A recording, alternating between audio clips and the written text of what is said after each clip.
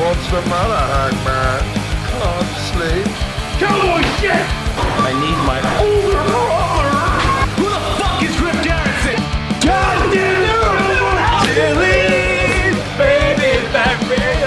You are now listening to Dark Side of the Elite with Randy Charpentier, Eric Reed, and Matt Roberts.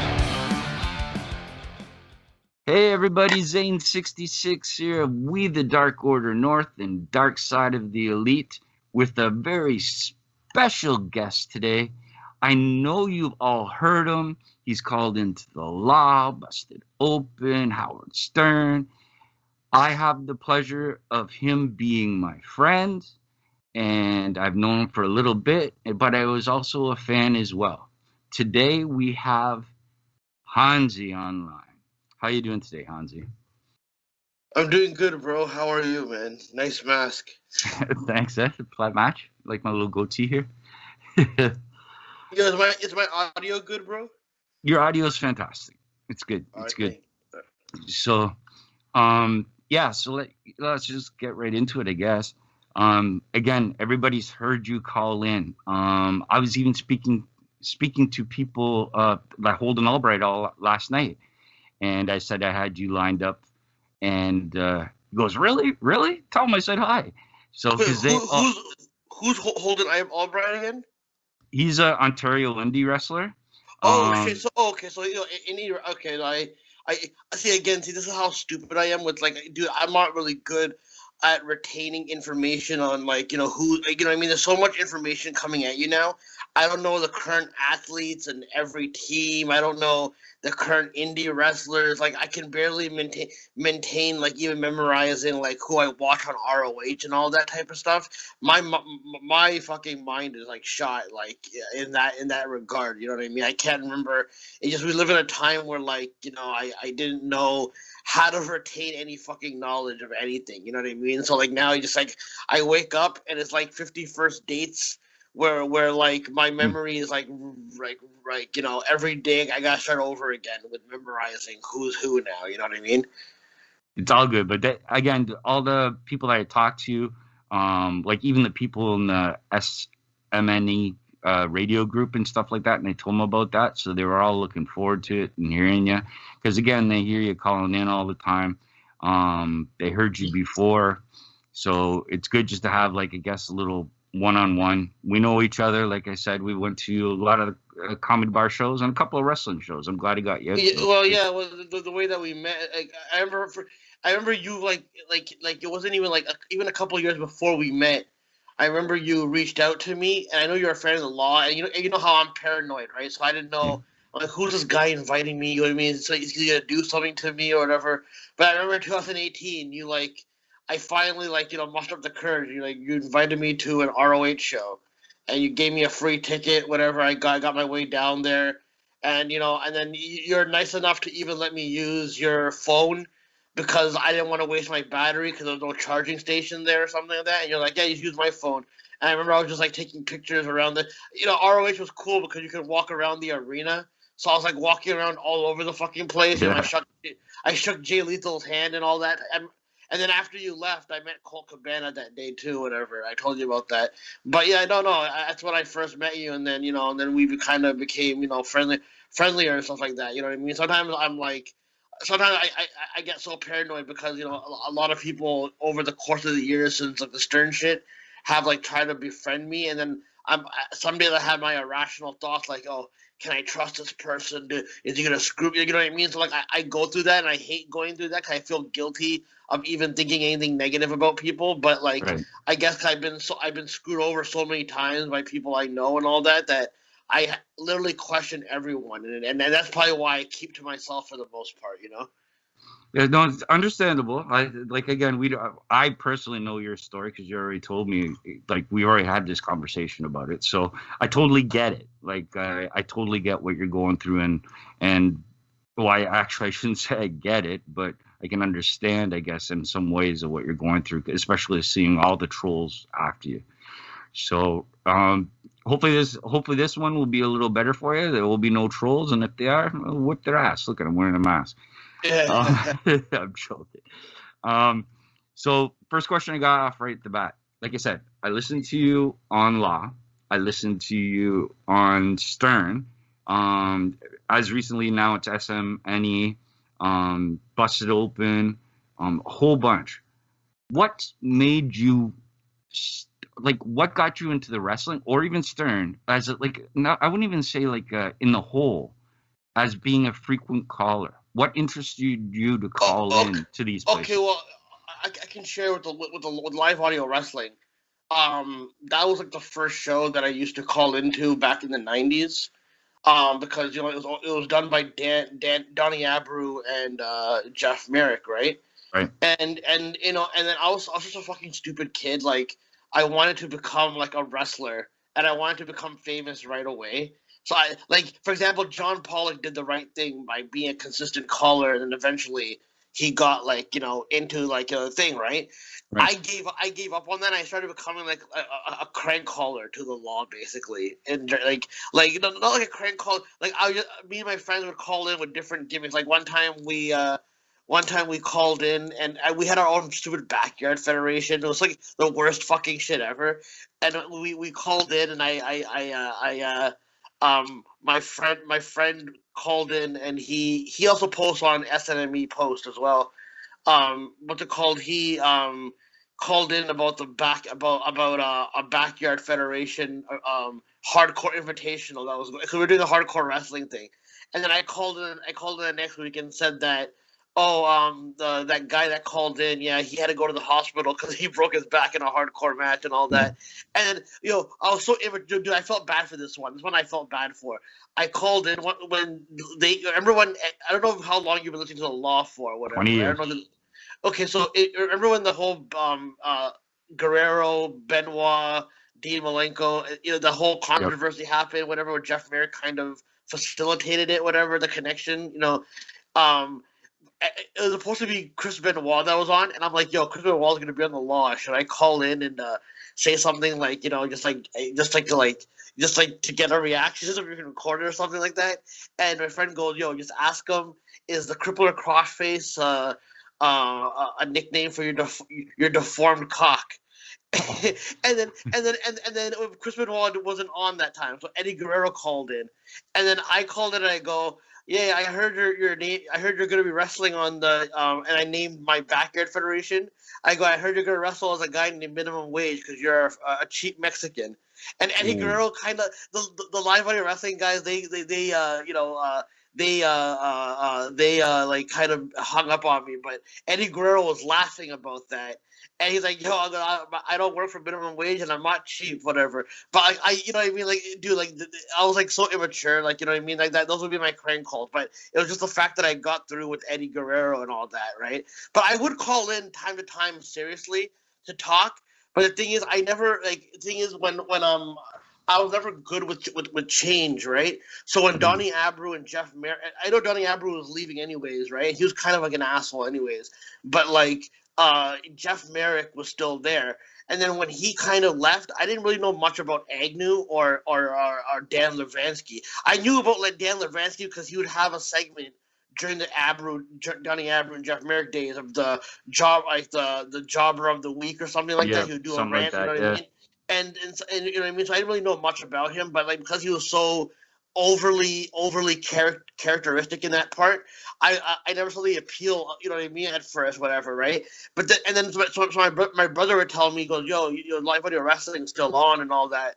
And he goes, but they cover MMA, and I'm like, oh, I don't like MMA, so fuck, I'm not gonna call into that. I don't want to listen to that show, whatever. Because I'm telling you, bro, it's not just MMA, it's mostly wrestling. And then I wasn't even here. So once in a while, me and my friend would be when we were going around getting stoned. Live audio wrestling would be on, and my friend would be like, "Yo, just call in." And one time I'd call in with different. I wouldn't call in as Hanzi. Maybe sometimes I did, but sometimes I called in as some guy named Sonny.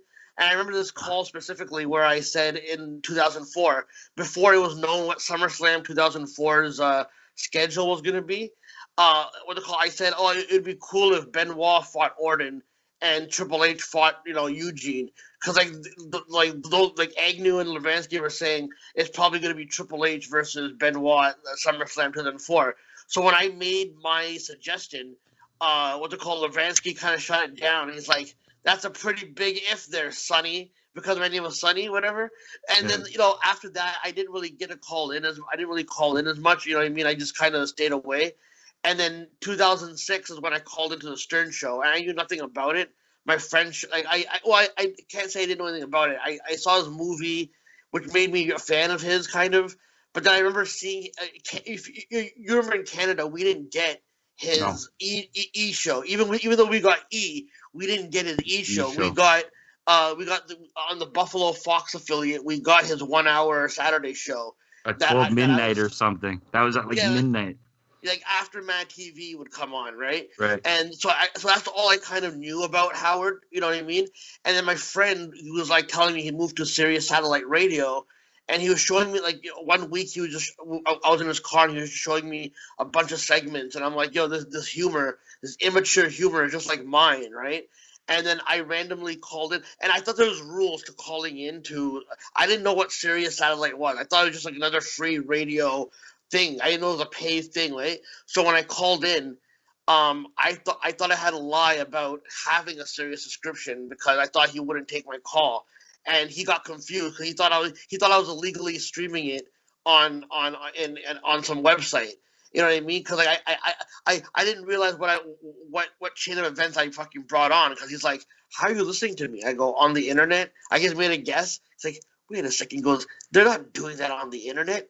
He goes, I'll get to the bottom of this. You know what I mean? Like, so I kind of confused him, and then I kind of wanted to like also, dude, I was like in a bad way during those, like, I mean, you could say I'm in a bad day the last decade or so, but during that time, like, I was sick of just like doing regular jobs and all that, and I wanted to really just become fucking famous. It was like a really bad thing. I didn't think much of my fucking life, so I called in, and I was desperate. And here's the story: when I was because MySpace was around there, so I was always contacting different celebrities, even if it wasn't them or not, just putting out like, oh, I respect you, you're an influence to me, and all that. I remember I emailed Lance Storm to get a job at his school.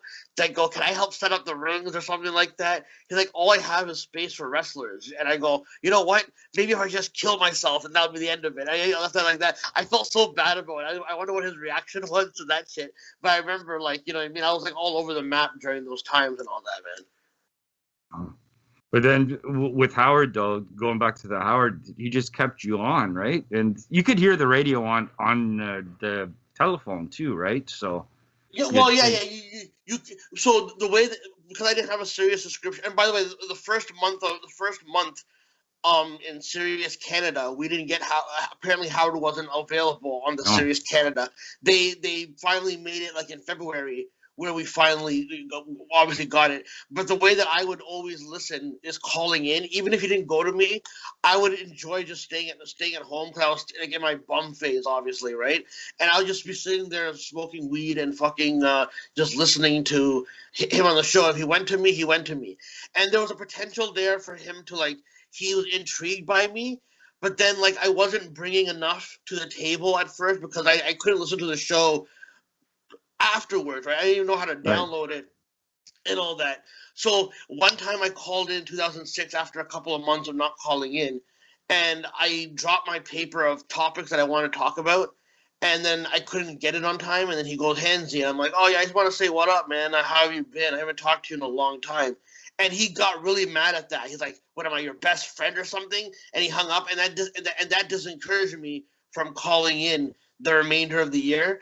And then people in my life, I guess, like, you know, who I felt like a lot of people in my life were kind of encouraging me to kind of do it. And like, they wouldn't let me know that maybe they're connected in some level, like they're being contacted. And I remember, like, the way that they would entice me, I stopped calling in. And I know that I feel like Howard, whenever he takes a liking to someone, he knows their interest. So the way that he would try to fucking grab me into calling in my personal opinion, would have wrestlers on. Like, that's what I was. He used to have him on regularly in the K-Rock days, but he barely ever had him on during Sirius during the time that I was on. I think he did that on purpose because he didn't want to fucking do that. You know what I mean? But the time that I gave up on trying to call in, he would have John Cena on. He had Chris Kanyon doing a whole story. Ric Flair called in to confront Kanyon.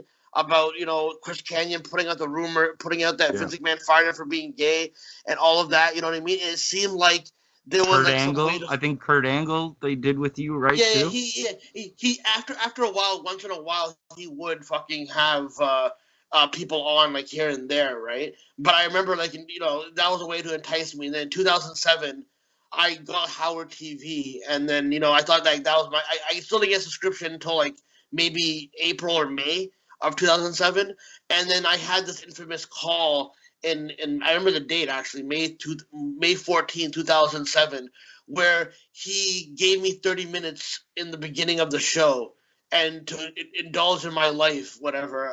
I was calling in to go, I know this hot chick that would want to come down to the studio. But what happened is my mom interrupted the conversation, like you can hear in the background, and I was talking to her. And then that's when he goes, Hanzi, fuckface. And then it started this whole thing where, and then I kind of became a contributor kind of in a way without really realizing that I was actually being a contributor. You know what I mean? Because they took a liking to, like, I remember like a lot of the staff members didn't really like me because I was behind the scenes. Like, this didn't play it on the air. But I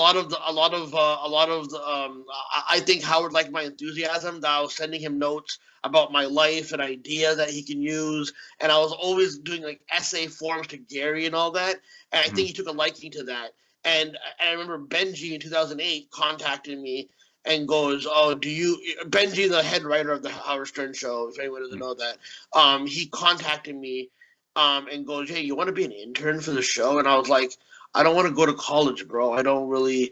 I'm going to go to New York and I'm going to struggle to be paying, rent and college and all that. I'm sure there would have been an under the table method for me to get through because it just seemed like a way that they wanted to get me on the show, but I didn't want to do the intern thing. You know what I mean? So and then eventually like I got on the show and all that.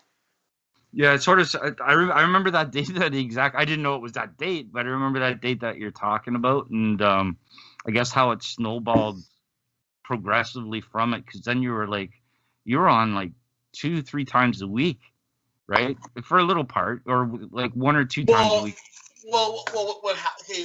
This is all my theory because you ask Howard Stern fans, all they will ever tell you is that Hanzi is just a caller, he's nothing more. He's just a delusioned piece of shit.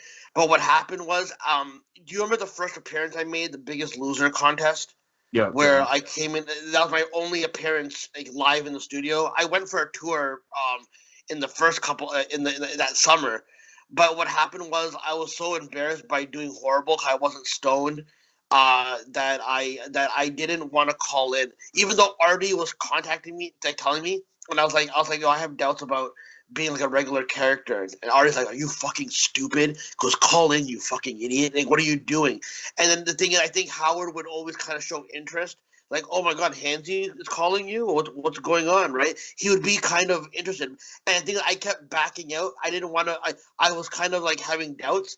And I think like in 2009, I was supposed to get my quote unquote main event push. But if you remember in 2009, you didn't really hear me as often, maybe a couple of times, because I felt like he was getting really, really pissed off that I wasn't doing my potential. So he kind of lost faith in me until the end of 2009.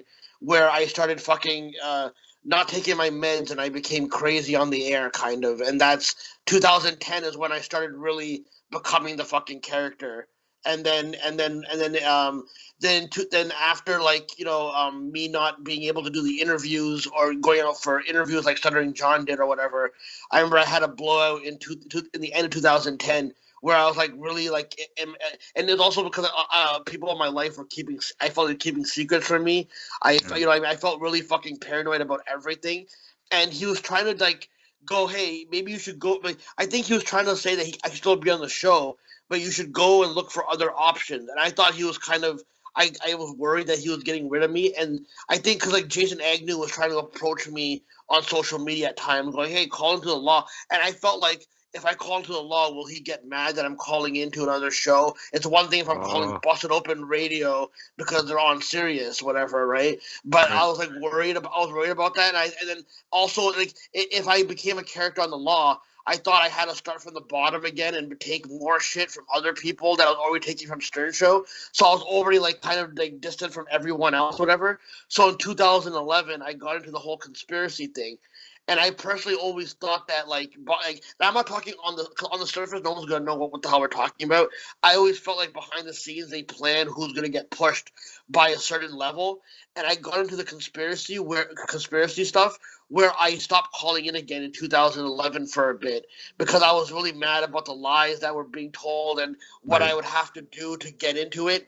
And even even CM Punk, he won't admit this probably, but like CM Punk was I feel like I was supposed to be like part of the class of personalities that were getting their push in 2011, whether it be in wrestling, radio, comedy, and all that. Like, I feel like there's like a class of people when they get quote unquote your push, and I think CM Punk was like kind of always kind of a fan of mine. People told me, and I don't know that's for a fact, but Didn't he say on one? Didn't he ask about you on? Who was the one that asked about you on one of the shows?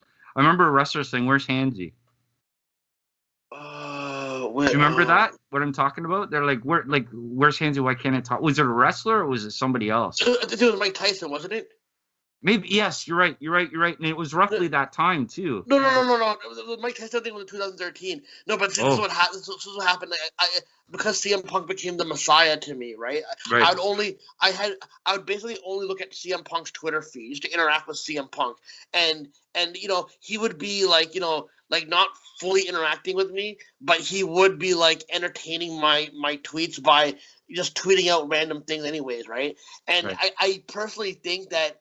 I personally think that behind the scenes, they were trying to get me to have a confrontation with CM Punk so it could lead on to something on the Stern Show. Because when he was on Stern's channels, the Abe Cannon show, I had 2 opportunities to talk to him. And I dropped the ball because I didn't want to get into a confrontation. But the first time before Money in the Bank, I asked him, what is Colt Cabana going to get signed, you know what I mean? I didn't want to make it about me be obsessing over Punk. And then the second time was when he went on that Chris Brown rant, and I was kind of taking offense to it because I was like, how can you judge a fucking? And again, I'm not saying Chris Brown was right, but I'm just saying how can you be in the wrestling industry and look down at fucking Chris Brown and not like your hero Stone Cold Steve Austin, for God's sake, you know what I mean? That guy is you know what I mean? So he was on Abe Cannon show again, and I called in to ask about Colt Cabana. I didn't want to get into a confrontation about it, but he tried to start something with me by going, "Oh, Hanzi?" He goes, "I thought that was a girl's name," and I think I was supposed to snap, but I was afraid to. And then he would take subliminal jabs at me about, oh, people just don't want to, people think that selling, becoming bigger is going to be a bad thing. I can tell that he was taking things at me because when I would take jabs at him without even tagging him, he blocked me. So obviously he knew. Obviously he knew I was taking jabs at him, right? But you know what I mean. So like that's when it became. Then in 2012, I mustered up the courage to call back into Stern again. And that's when I got into the whole Illuminati thing where I was like, you got to sell your fucking soul. And so I became kind of a character, you know what I mean? And I was calling into Artie's show, but I was trying to walk away from the Stern show multiple times, you know what I mean? It felt... Yes, sorry. Go ahead. Go ahead. No. I'm talking way too much, man. I'm sorry, man. No. That's what you're here for. No, because I remember when, like, what you're saying, and they sort of like try to drag you back with that birthday. And good for you, Hanzi. The birthday party special. Oh, yeah, right? Well, I mean, that was a few years back into it. I think my 2014 run of calls were my best years of calls. Like they were probably the most energetic, whatever, and all that. You know what I mean? But I even in 2013, after they promised me my show. And then they canceled the show last minute. And what pissed me off was that they were gonna have me do a show on WrestleMania weekend Like no, Yeah. the Monday of WrestleMania week after WrestleMania weekend, and they wouldn't even let me give me free tickets to go to WrestleMania or the festivities in New York. And I was like and again, I know people get favored under the table. I think my mistake was bringing it to the surface. You know what I mean? But you know what I mean? And so I felt fucked because it was supposed to happen in February of 2013. They canceled it. Then they go April, but then they wanted to do it in Toronto at a studio, and at the same time they wanted to bring Howard TV into my fucking house in my basement, which was all like really like I'm not proud of my environment because it was like all like smoke stains and all that type of stuff. Whatever. I repainted now. And, you know what I mean? I don't really smoke as much in the basement, obviously. You know what I mean? Like I had the windows open time to time and all that. But like, you know what I mean? But like I didn't want anyone to come in. And I think Your that space. and then I pissed them off with that. So I stopped calling in 2013, like midway through, and I was calling into Artie's show on DirecTV during that time way more. And then afterwards, I think part of me feels like because I was getting to the conspiracy stuff, but I was too selfish to look at the grand view. I think that they wanted me to connect because like there's mystery between the whole Artie and Howard thing, and I think they wanted me to connect the kayfabe, but instead of connecting to the kayfabe, I was like, oh, Artie and Howard are really friends behind the scenes, and all that suicide stuff was all a work. Like he actually did it, but it was actually more organized. But I think like I was supposed to be the one that cracked the code that. I think you know how they say Artie left. Howard fired Artie. Personally, I think Artie actually quit, and I think all the time that Artie was like lashing out, I think Artie was always trying to get fired because I personally believe that because if Howard didn't want Artie to be high on the show or be a slob on the fucking show, he would have like really fucking fired him for real. He enabled that shit so fucking much, right? That I personally think that all Artie's freakouts were attempts to fucking get fired, basically. Put your podcast out there right now. Where can we find you? Bipolar Coaster, it's on Anchor FM, but you can find it on Spotify, Apple, Deezer, all Google Play, all the streaming services. You know what I mean? I'm not really good at technology, so I just downloaded this app, and it was like the first easy one where I didn't have to pay for anything really, and they distribute it for free, I guess. So like, maybe when I get a team going or something in the future or something like that, I can kind of move to a more professional thing. But people sounds good already. I've listened to it. It sounds. I appreciate that. You're probably the only one that listens to it, but thank you. No, I'm not. I'm not. I know that for a fact. But yeah, let's go into the wrestling side. So go ahead, man. I sort of asked you later on what happened because when we talked, especially at that ROH show, but what got you into wrestling at the very beginning? What made you start wrestling? When I was a kid, it would always kind of be on in the background, right? And the thing is, like, I never really remembered much about it, but I remember like the first angle that I really remembered was in '87. And it was when Hulk Hogan and Macho Man united in the when he saved him from Honky Tonk Man. Yeah. That was like my first remember. Until then, like I remember seeing stuff on television like Hulk Hogan beating people up and all that, right? But the first actual memory, and then followed by that, my first memory of a title change that I really remember because I was watching it with my mom and stuff like that was when the Strike Force beat Heart Foundation, and you know what I mean. And I hated Heart Foundation because they fucking beat up Macho Man. You know what I mean? Like that was such a memorable angle for me. And then from then on, we had this Indian store in Scarborough where like the I think he was Pakistani or Indian. I can't remember, but he would rent out videos to us, and then for special occasions, if we needed a pay-per-view, he would record back-to-back pay-per-views over the last, it wasn't as easy as getting it now, you know what I mean? Like, for example, right. after in February of 1989, February or March, before WrestleMania 5 came, I remember, my dad, he recorded Survivor Series 1988, 1980, and Royal Rumble 1989 for us and all that kind of stuff. And then the thing is, it would be weird because let's say in the current form, Don Morocco was a good guy when I was watching in current television, right? Right. If my dad brought videos of Don Morocco, featuring Don Morocco being a bad guy, Yeah. I would be scared and I wouldn't want to see it. Even though that's when Don Morocco was actually fucking good as a heel. Obviously, he wasn't memorable as a good guy, but I didn't want to see a good guy who's a good guy now being an evil person. Like I'd be that kind of invested into it. And then I was getting too scared about stuff like that. Like I was wondering, like, oh my God, Andre the Giant will break into my house and kidnap me or beat me up because Hulk Hogan can't save me. My mom had to tell me that, listen, they're all friends in real life. You know what I mean? It's fake, and you know what I mean. But then that made it more interesting for me. You know what I mean? Where Like I didn't take it as seriously, like where I was invested, and scared and all that. So and then eventually I became like an internet fan. And I started knowing, and then that's what added another layer of interest to me. You know what I mean? Like, but I was always like a WWE. I was never like a smart mark. I'd only be with WWE, and then the thing is, WCW, we didn't get WCW much in Canada unless you had the TBS Superstations package, and they would give you free weekends with that sometimes, where I would be able to watch Saturday night. But we would get like we would get like the second we would get the secondary shows like WCW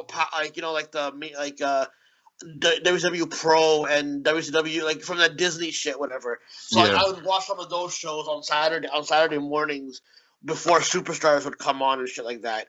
And you know what I mean? Like I remember like after now it makes sense why. I think you remember when the whole steroid thing, the whole steroid trial and all the fucking shit happened. I noticed that like after Ultimate Warrior 1, like a lot of people in my family stopped watching it. I was the only one, and even like it felt like with family friends and all that, it felt like they gave up on it too, and like they would kind of be like, "Oh, you still watch wrestling?" Like even like in the early '90s and all that. But then like interesting enough, like my at least my mom got back, like was watching with me again as a kid when Bret Hart was on top. Because she liked Bret Hart, like, you know what I mean? She thought Bret Hart was like a good dude and all that. She always make fun of Yokozuna because Yokozuna was this ugly fat heel that she would always say, whatever, right? And that's kind of how it is. And then, so your parents got you into it more or less, you're saying too? Yeah. My parents, and then we would watch it with and family and all that, and watch Saturday Night Main Event constantly and shit like that. I think the last thing my mom saw before because again I try to avoid it when the Attitude Era started because it was getting raunchy, right? I didn't want to be around her watching that, right? But I think the last thing that she thought that was really weird, that she stopped kind of watching it, was when Shawn Michaels cut that promo about Owen Hart being a nugget, like flushing it down the toilet, and then it keeps coming back up. And she's like, "What kind of man is this?" Like she stopped watching, really. You know what I mean? It was like, and then that's when the Attitude Era kicked off, and then I started having friends over because it became popular when I was in high school and all that, which was kind of cool because in junior high it wasn't like they would talk about some moments that were cool, like if Ahmed Johnson did something that was cool, like body slam Yokozuna, people would be talking about it in junior high, but only rarely. Like I would be the only guy who would be talking about it. You know what I mean? I didn't know anything about hip hop. I didn't know about anything else popular that was going on. I only cared about wrestling, and it kind of made me a little bit kind of a loser because even some of my friends who wanted to be friends with me were like, "Yo, this guy he's so obsessed with wrestling all the time." You know what I mean? Like you know what I mean? And it wasn't really that good at that point. So I became really ecstatic when it became popular in Attitude Era because at least I didn't have to hide my fandom during that time, basically. True. Well, I know he doesn't live there anymore, but I know that my neighbor used to talk to you about it, wrestling. I don't think it was middle school though. I think it was high school or college. What's it called? Is it Benjamin Sargent? Ben Sargent? No, yeah, he's friends with one of the guys that posts on SNME Radio. He went to that guy's school. And then I was in one of his classes in college, whatever, right? But my friend would always tell me about this guy Ben Sargent, whatever, and all that, and I became kind of friendly with them. I even have him on Facebook, but I don't really talk to him too often, whatever, right? But yeah, he was he was into wrestling too, but I never really talked to him too much because he wasn't from my high school. He was a part of the enemy high school, Lorne Park, whatever, right?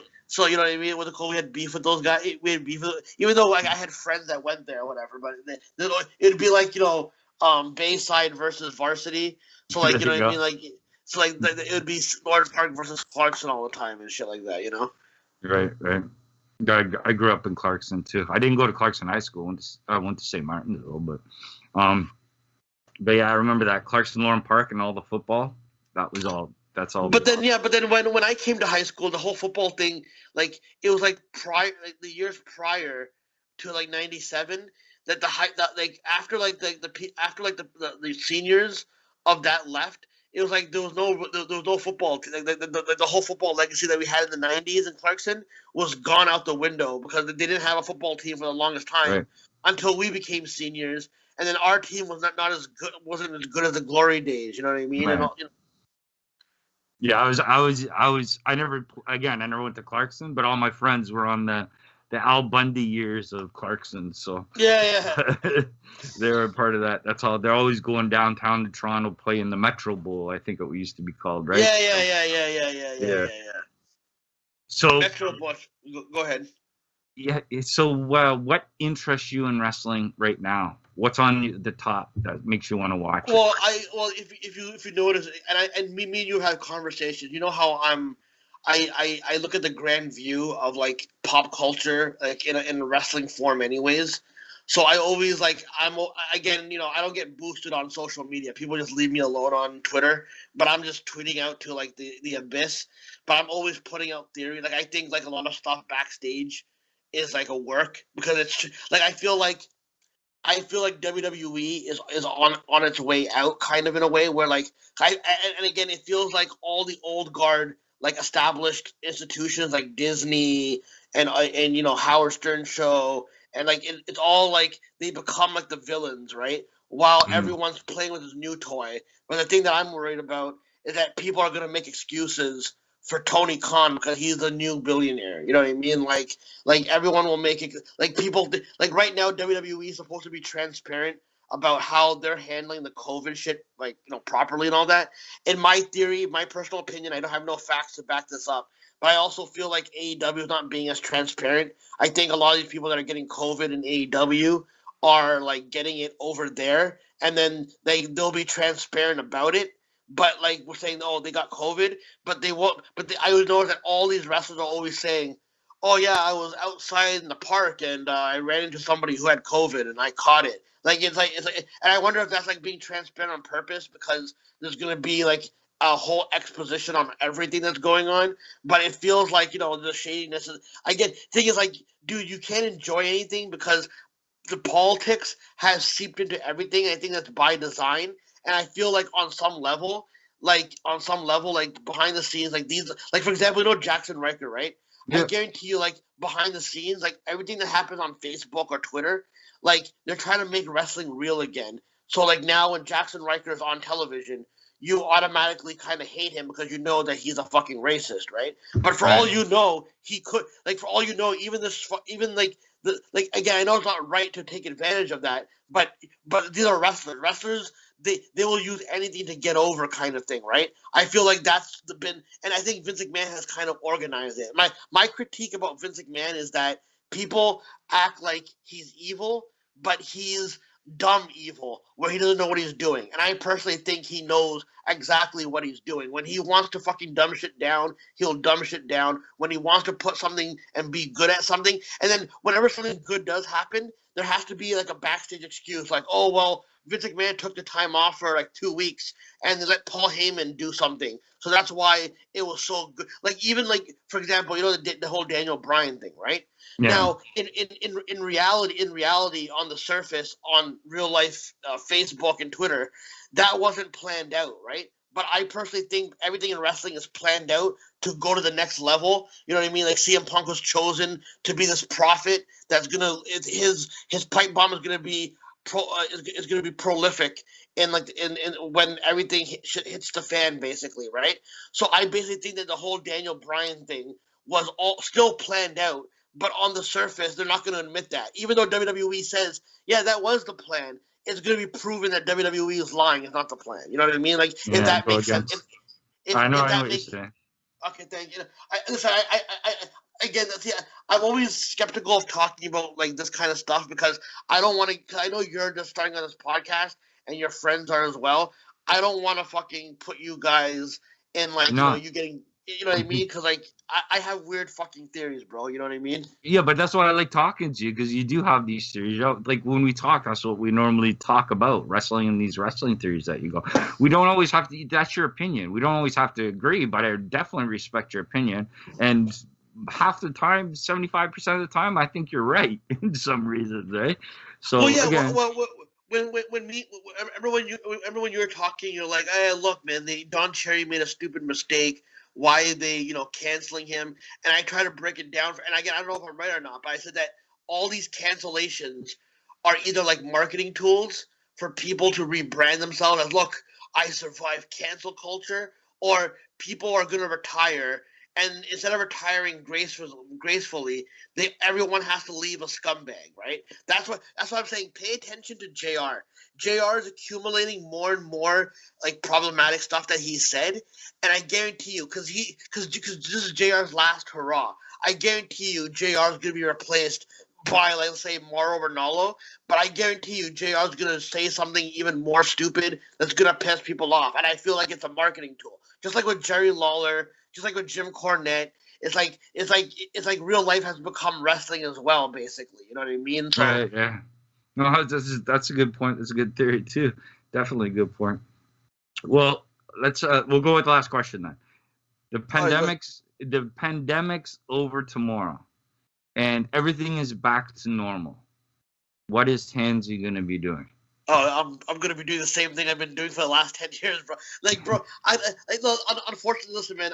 I think I was able to manage this pandemic, like keep my sanity a little bit better, a little bit, because I think for the last 10 years I've been exiled from everything, anyways. Kind of like occasionally going out time to time in the last couple of years, whatever. Like, going to comedy shows with you and all that. They'll be open up again. They're going to be open up again, and you can definitely come with me anytime. You know that, right? No. I don't know.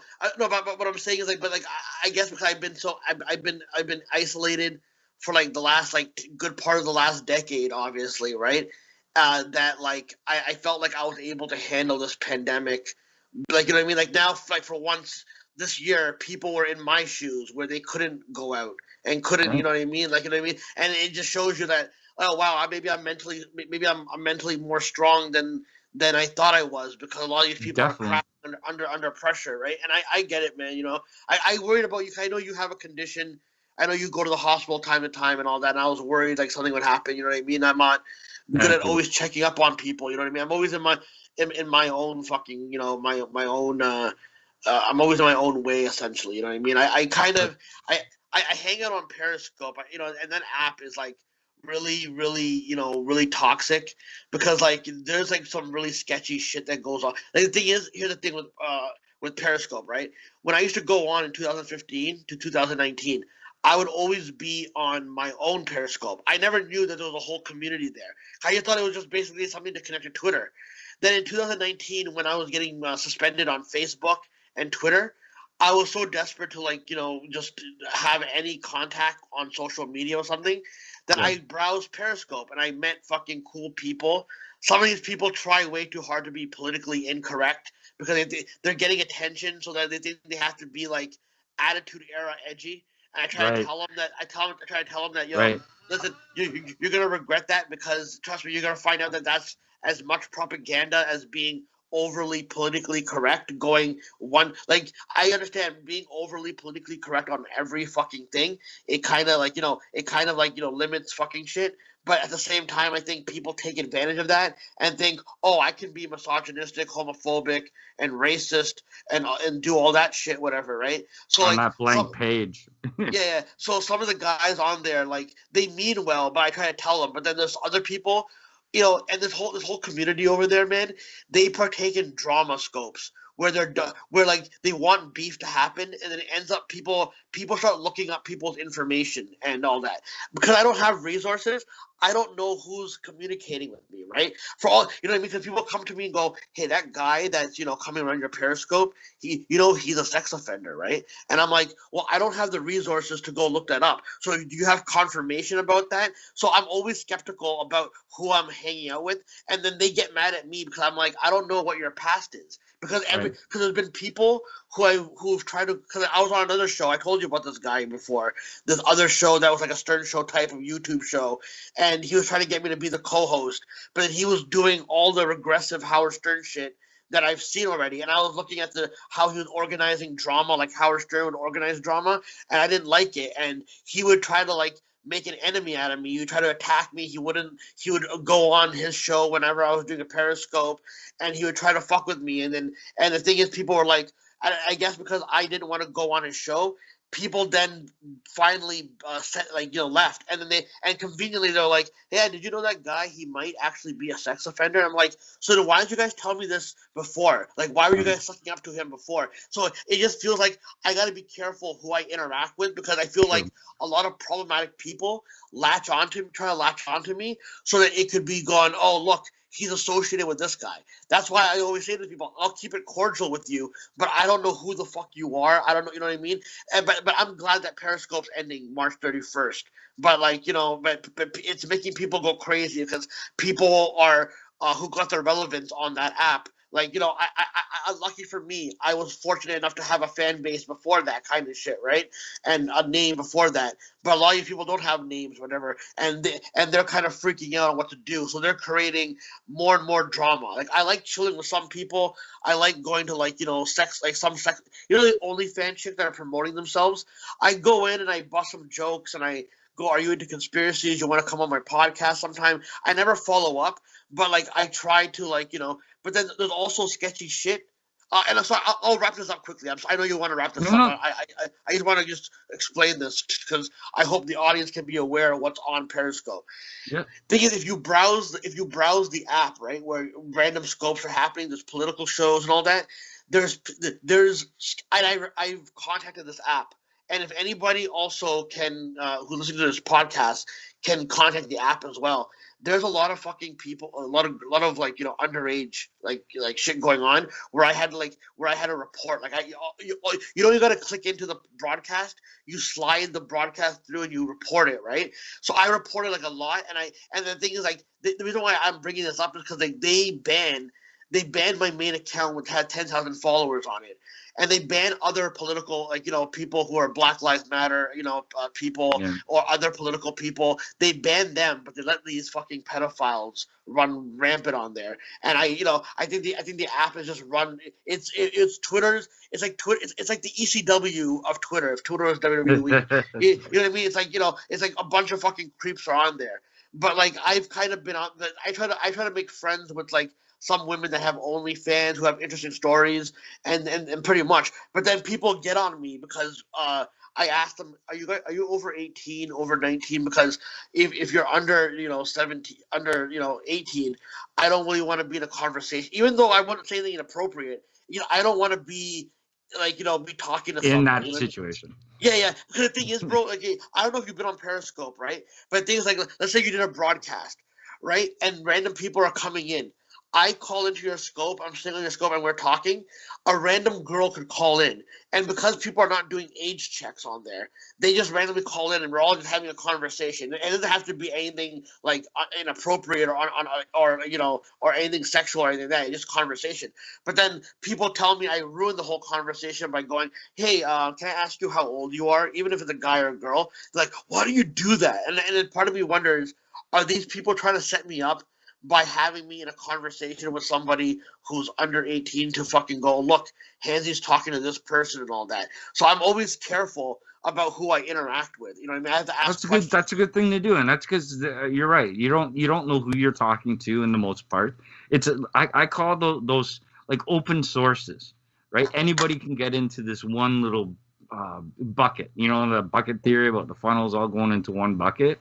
Right, so if open sources are like that, all going in, you don't know. So to protect yourself, you say that question, and I totally get it.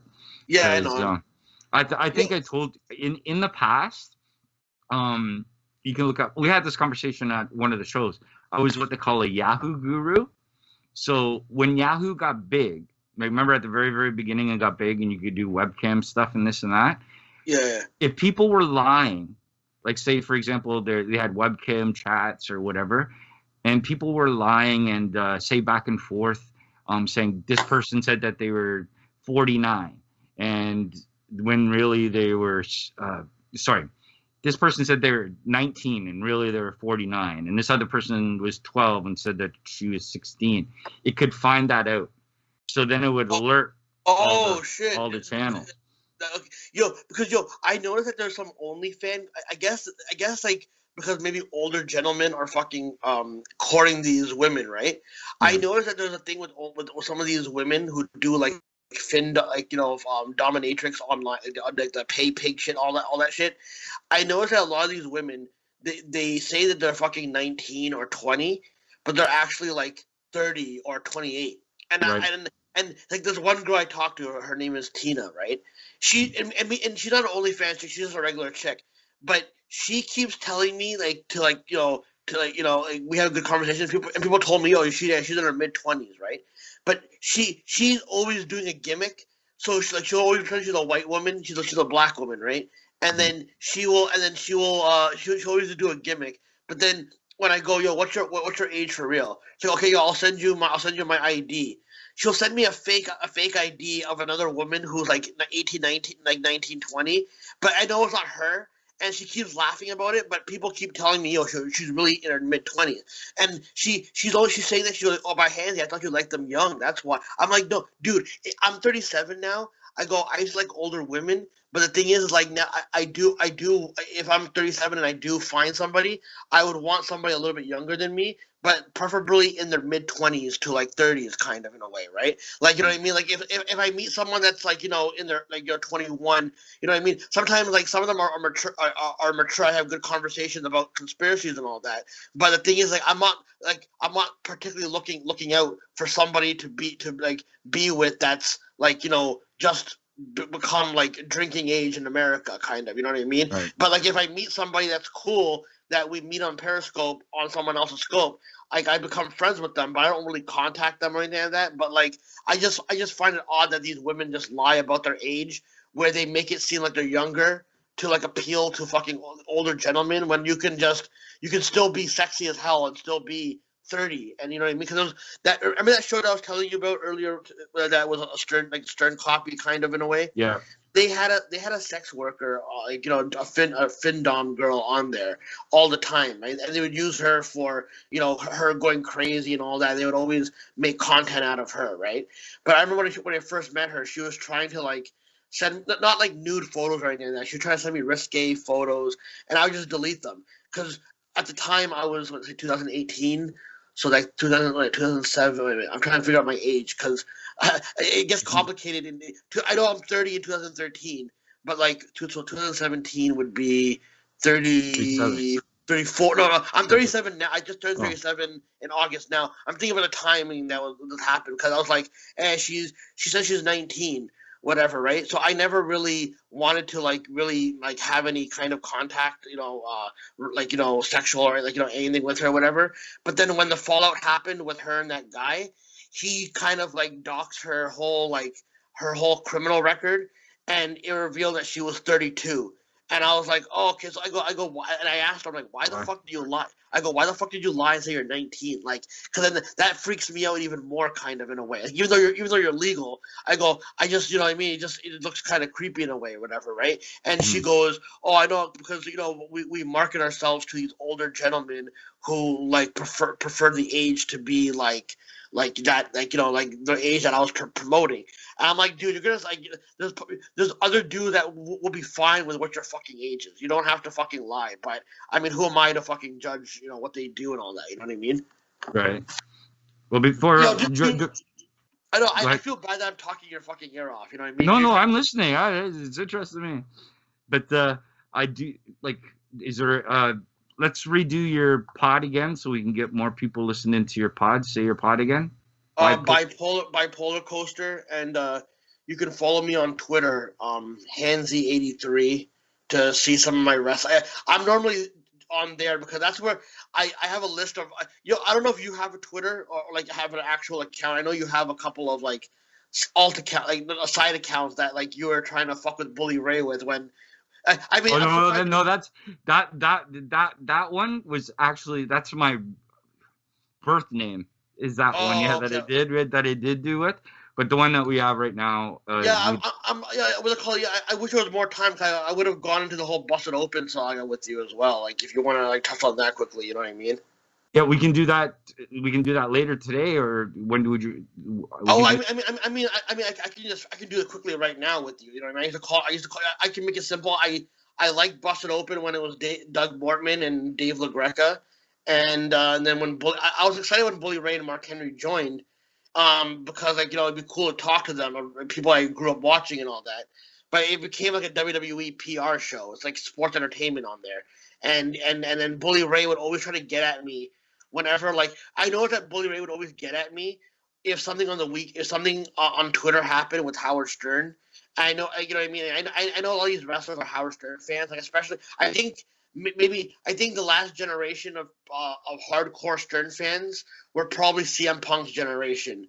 You know what I mean? Like I maybe other after that listened, whatever, right? But I think that like that's like the last, you know what I mean? So, but Bully Ray comes from like the Attitude Era of Stern Show, where he's probably into that era, and he's always trying to bust my balls. And then when I fucking bust his balls back and cuss him out, they send their platinum members, like their new platinum members, to come and fuck with me. Like some guy, this veteran, was trying to threaten me because he's Bully Ray's defender. He's like, if I ever meet you, I'm gonna beat the living shit out of you and all that. Like, dude, like shut the fuck up. Like, dude, it's between me and Bully Ray, whatever, right? But like sometimes they would embrace my ideas, but like I just felt, and I feel like Dave LaGreca pretends to be like this nice guy, but he lets Bully Ray cuss me out, and then he doesn't let me respond. And so then after like last April, when I had a fallout with Mark Henry, I met Mark Henry. He was a cool guy to me. But then after we met in the summer of 2019 for the Busted Open party, like they banned me in 2019 for a bit, and then they wanted me to come back because they wanted me. They don't like admitting that I'm a draw. So they wanted me at the Busted Open thing, and they didn't even give me any fucking time to like go on stage. They just went to me, Hanzi's here. Say hi, Hanzi, and then that was basically it. It's like you made a big deal in the air about bringing me here, and you know what I mean. You didn't want me to, like, you know what I mean. And the thing is, like, I was pissed that like they wouldn't even extend like an invite for me to go backstage with them after all the fucking contributions I fucking did and all that. They try to avoid that. And then earlier April, 2020 is when the blow up really happened with me and Bully Ray again. And then that's when I stopped calling in. And recently the callers started bringing me up again on Twitter. And I told LaGreca, I go, tell that veteran guy to leave me the fuck alone. I'm not calling in your fucking show. I don't care if I'm banned. And LaGreca's like, no, yo, you can call in anytime. You're not banned. I don't know why LaGreca still wants me to call in when like they don't really give me the respect. You know what I mean? I kind of feel bad because if I knew it was going to end up this way, I probably would have given more call time to like live audio wrestling and Agnew and those guys. You know what I mean? Sometimes I would feel I felt for Agnew's character online, whatever, where I feel he would always kind of like be an asshole, kind of whatever. Like, you know what I mean? And so I was always kind of like not resentful, but like I was always like kind of like not against a lot of guys, but like I would always kind of like hate that like they would always be negative. And I felt like they were trying to rile me up or something like that. You know what I mean? But the thing is, I met Agnew and he's a fucking cool guy. Like he's a very nice dude. Like me and him had nice chats and like the comedy shows and all that. I feel bad that I haven't subscribed to the Patreon yet. It's like I don't have all these extra resources to do it.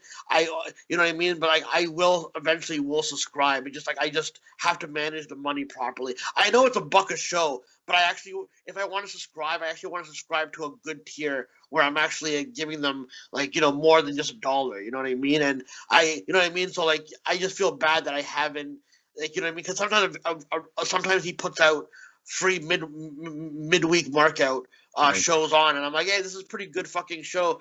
I should subscribe. You know what I mean? This is, right now, I can only afford one right now, and I could initially I thought when Post Wrestling was getting done, right? I thought Agnew and Levansky were gonna join Post Wrestling. I didn't know they're gonna do their own thing. If I knew, then you know what I mean. Like it's just weird for me. You know what I mean? And I actually I hope there isn't beef between like the two parties, because I thought that, you know, maybe they're doing some wrestling marketing. Maybe there's gonna be money in a reunion.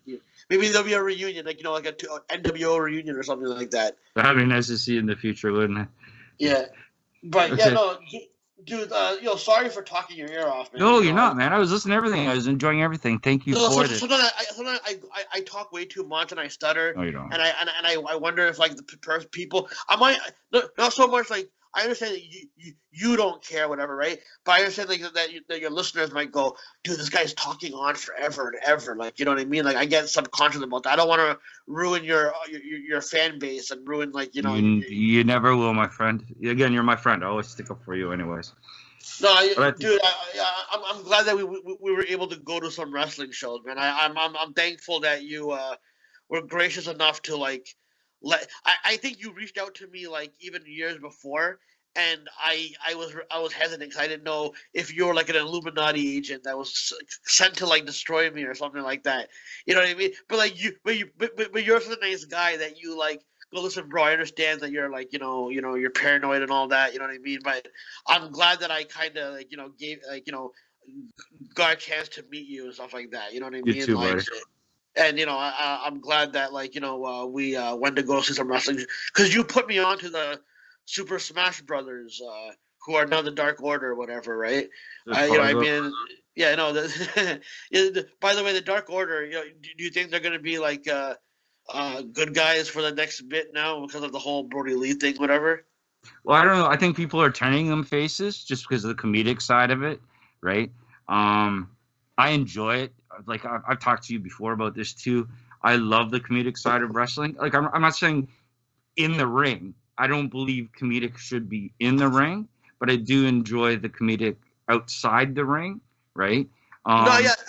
I think my only problem with that is that I feel every single person that does like, especially in WWE, like everything has to be like an SNL fucking sketch, whatever, right? I like for example, Jericho and MJF, like that humor is pretty fucking good. Like that one doesn't seem like too contrived, whatever. But like just sometimes I don't know. I just feel like that there's like I feel like wrestling needs like a real conspiracy type of character to kind of tie. Like I feel like let's say WWE brought me, the wrestling world brought me as a conspiracy character. I could tie in how within kayfabe, you know how they always say sports entertainment and kayfabe, right? I believe within kayfabe that stuff is scripted. Like for example, like Dolph Ziggler's name in kayfabe is Nick Namath, but his stage name is Dolph Ziggler. And there's like you can if I went into it and exposed in kayfabe that WWE has always been a promotion that either makes people take dives, or if they can't get the person to take dives, they orchestrate that person to lose by distractions and all that. Because if you look at it in kayfabe, WWE is the most corrupt organization of a sport ever, right? Like Vince McMahon has done so much shit, whatever, and all that in kayfabe, where like, you know what I mean, like they try to kill off fucking, you know, people who are trying to uprise. If you bring that up and you tie it into like now with the old stuff, like you need like a Jesse Ventura character to kind of change the narrative a little bit. And I think that like you can, like, people will say it's Vince Russo-esque. I personally think Vince Russo had a good idea in his head, but he didn't know how to execution it properly. That's why, right. Like in WCW, like, you know how people always complain, hey, in WCW they had a feud where Goldberg and Kevin Nash said that they weren't going to follow the script. How stupid is that? But in my vision, they were exposing to you that in general wrestling is kind of scripted at certain times, and that people are not going to follow for the script. It just Vince Russo did. If you had somebody to fight back against what Vince Russo was doing in character, you could have had a good storyline with that. It just if Vince Russo had a good fucking blueprint of that breaking quote unquote kayfabe. Whenever anyone complains about kayfabe being broken, it's still within kayfabe. Like you know what I mean? Like it's still kayfabe. You know what I mean? Like I can't explain it properly, but like I envision it, and I feel like I could change that. But like I'm kind of like I'm persona non grata with the wrestling world. You know what I mean? I'm too out there for shit like that. You know what I mean? I don't know. Well, what you should do on your pod is do conspiracies, theories, and wrestling with Hanzi. I know people would listen to it. Mark Andrade would listen to it. 100%. Yeah, shout out to Mark Andrade. That guy, I met that guy too a couple of times. He's pretty fucking cool. You know what I mean? I think me and him had the same birthday actually. Oh really? Well, yeah, I know. He loves. He's a very nice guy, and I like that guy Joe. I don't think I've talked to Joe before, but Joe Aguinaldo. Yeah, he's a good dude, whatever, you know.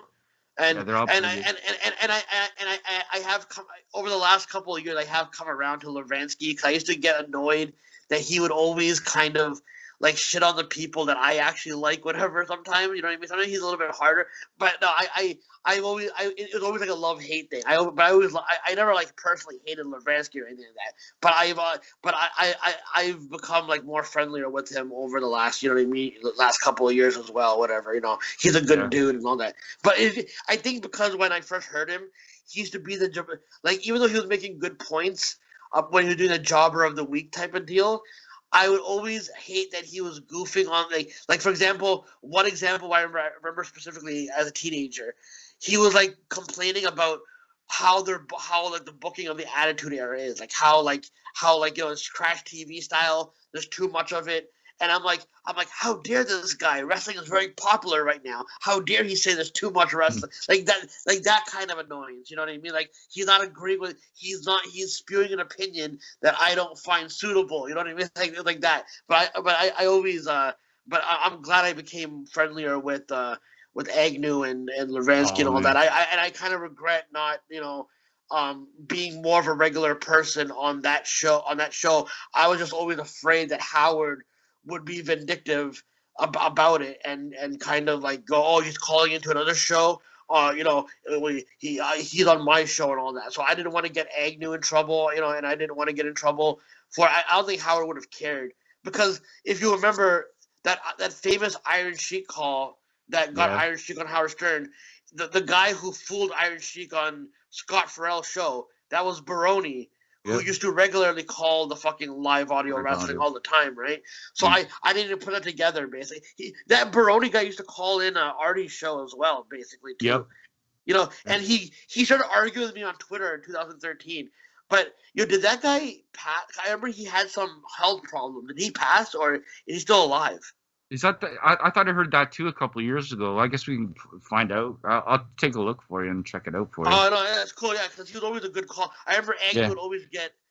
do you know the other caller that Agnew would get fucking pissed off at is that John from Arkansas? Yeah, John from Arkansas. And then he loved and hated that California guy. Oh, what was his name? Yeah, sometimes I forget some of the names. You haven't heard him on the show for a bit, though, but he's from California. I think I've heard him on the show, but sometimes I can't. You know what's weird? Whenever Agnew does a live show or whatever, right? I'm listening to like two other live shows. I'm listening to Post Wrestling's live show, and I'm listening to like another live, like maybe like Fightful.com sometimes or something like that, right?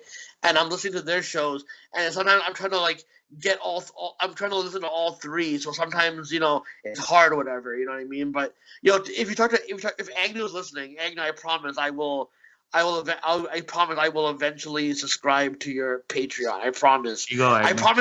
I promise so many other people. Like I feel, because you know, remember Braden and Braden Harrington and all them.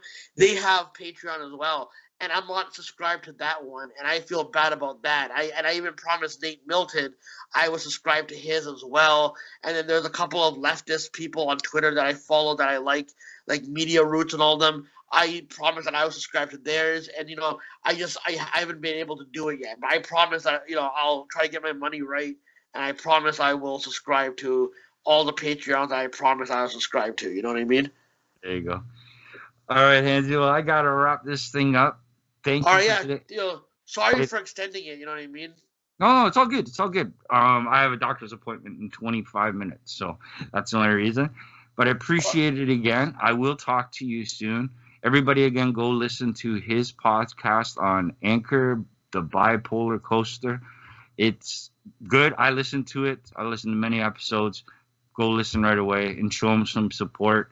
And when I post this video, show him some support down here below as well, and in the Dark Side of the Elite and We the Dark Order North. Yo.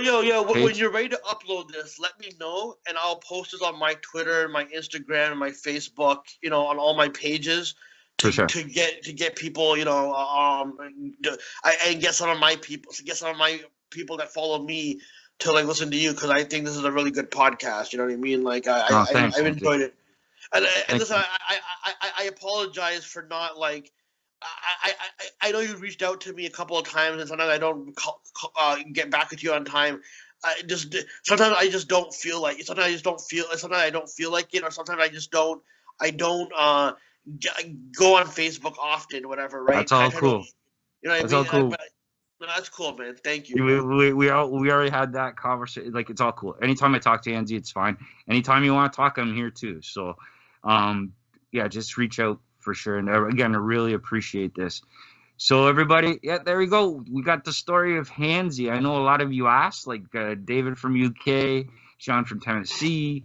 So for Radio Free Pro Wrestling, I got the little story of Hanzi for you. I hope you guys all enjoyed it. And I guess until next week, come on, join us. Pause it. Sorry, Thanks, buddy. No problem.